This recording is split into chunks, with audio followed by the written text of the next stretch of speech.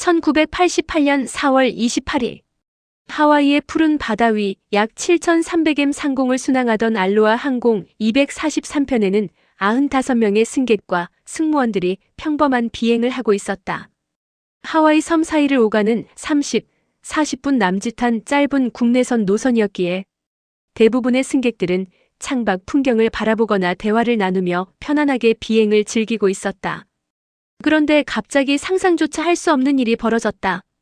쾅! 엄청난 폭발음과 함께 비행기 앞부분 천장이 순식간에 통째로 뜯겨나간 것이다.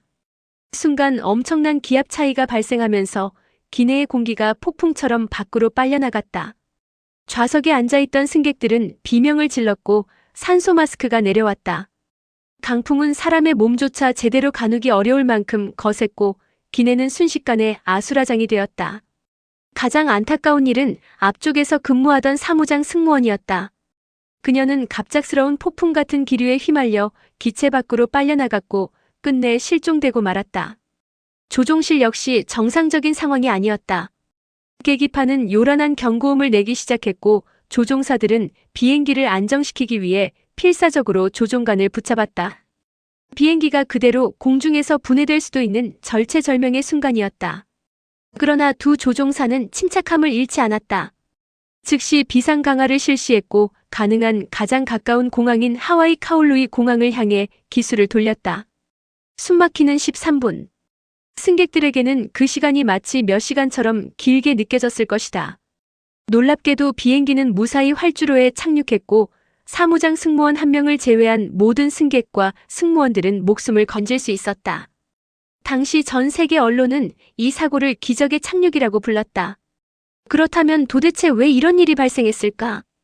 미국 교통안전위원회는 오랜 조사 끝에 놀라운 결론을 발표했다. 원인은 폭탄도 아니었고 테러도 아니었으며 조종사의 실수도 아니었다. 바로 금속 피로였다.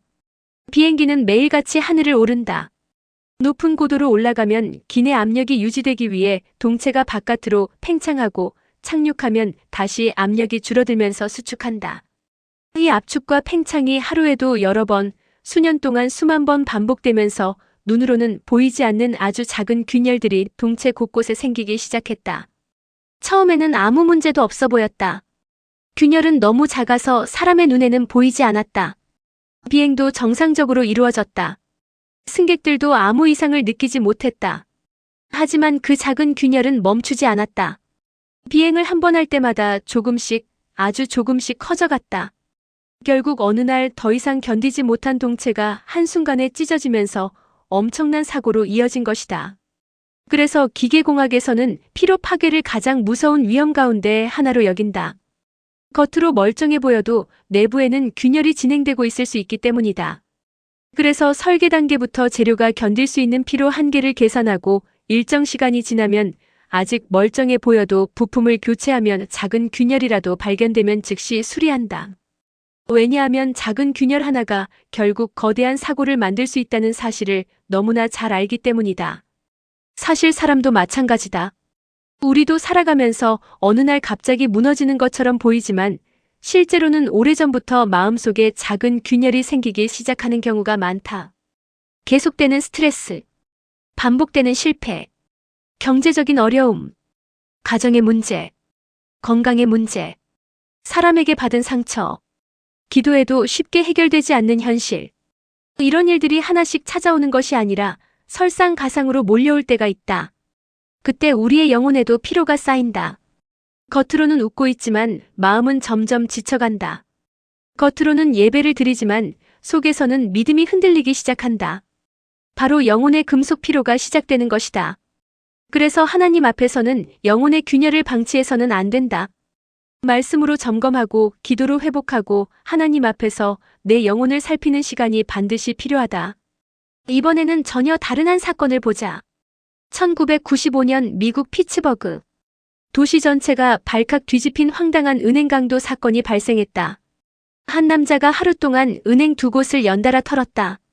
그런데 경찰들이 CCTV를 확인하면서 모두가 고개를 갸웃했다.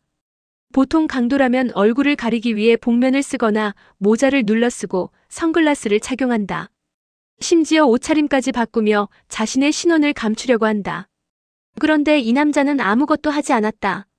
얼굴을 그대로 드러낸 채 은행 안으로 들어왔다.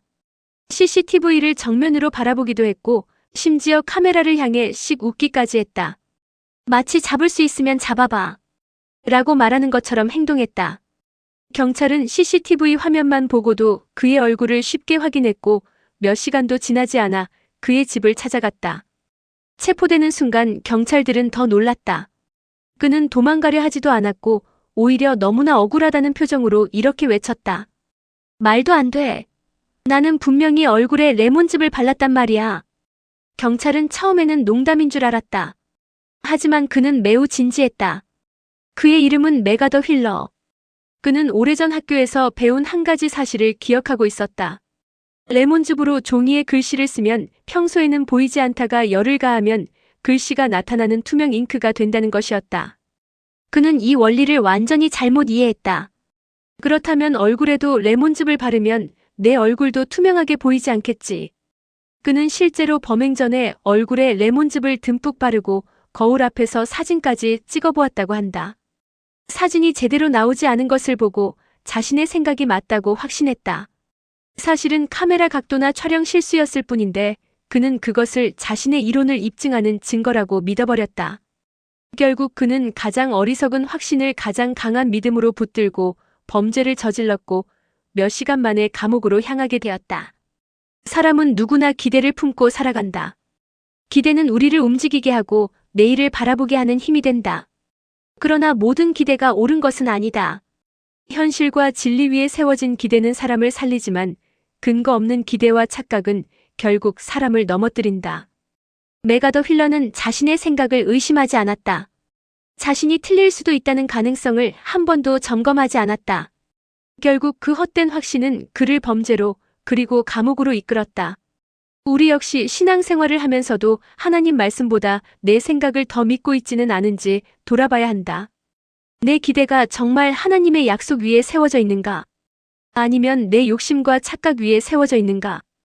이 두 사건은 서로 전혀 다른 이야기처럼 보인다. 그러나 공통점이 있다.